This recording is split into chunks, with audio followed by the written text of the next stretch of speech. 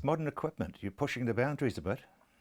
Yes, Rob. Well, with all this fancy, what do you call it, heavy metal disease that farmers have, with all this equipment they love to have, every new model that comes out is bigger, stronger, and more sophisticated and can do more things. But in using some of that gear, farmers actually can solve some problems, definitely solve some problems, but obviously they can also create some problems by using that gear.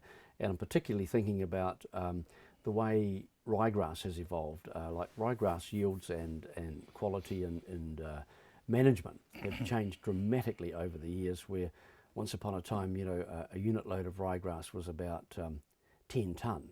Well, now they're getting sort of 23 tonne of grass into a truck and trailer. And of course, it's tying up all the boxes and things at seed dressing stores, and basically they can't take it at harvest time. Now, that's been a big change from tradition, where farmers always grew grass seed, delivered it straight away. And so now farmers have to look after it. Also, they have to have facilities to hold it.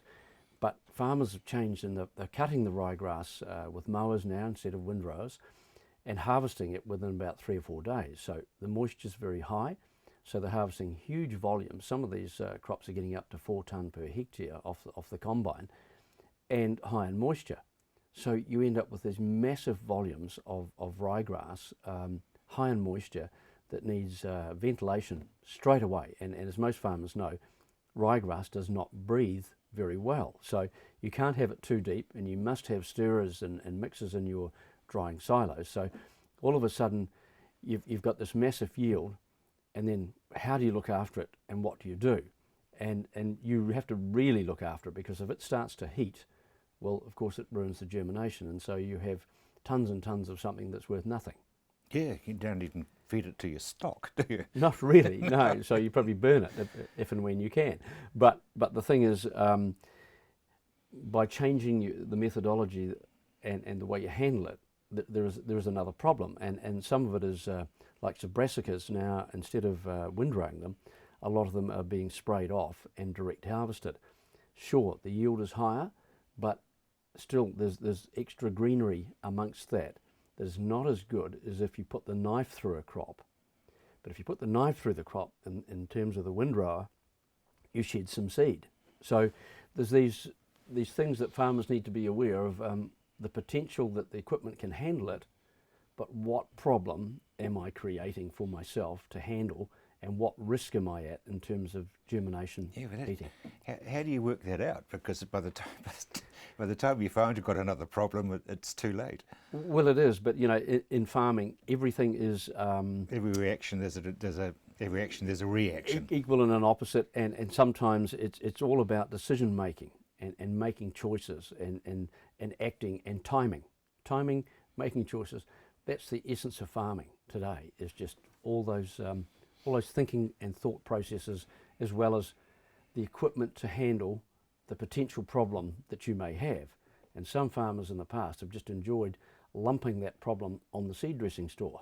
I want to deliver it, and then it's your problem. No, it's not. It always stays with the farmer. It's his problem. Right. Yeah. His or hers. Yes, indeed. Plant breeding, a bit of a debate. Yes, Rob. Well, in the big global picture of future of farm plant breeding and food production, there's a massive shift. One lot of countries basically are going in this direction, and another are going in this direction, and the direction is basically GE or not. And in terms of GE, you might say, well, okay, that's stuff where you grow 2 heads and if you eat that stuff, you turn into a pumpkin or something. Strange stuff, But some of that, the world is going that way, and they're getting dramatic increases in yields. They're getting dramatic increases in quality and keeping properties from doing that sort of thing. And potentially they will be able to produce food cheaper that way, potentially.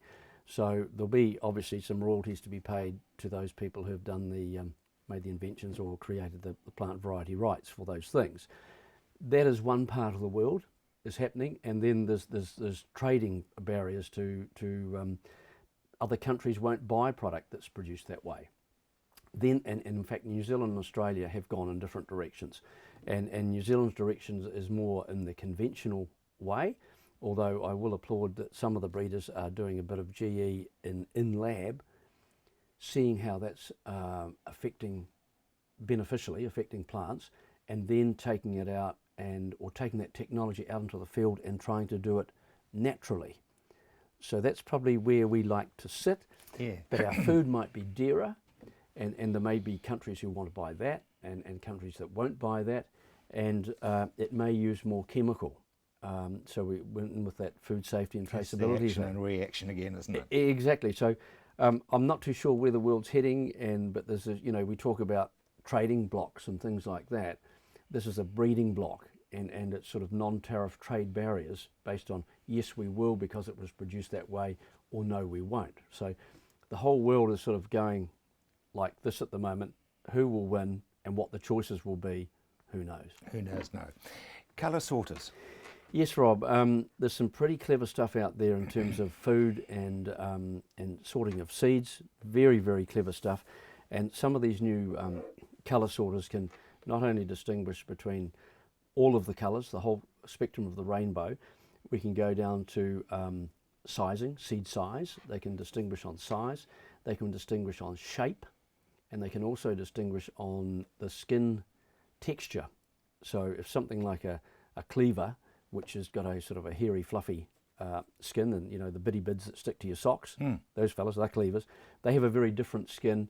They may be the same colour, the same weight, the same size as the seed you're trying to dress them out of, but the clever machine can distinguish on the surface of the skin, the texture.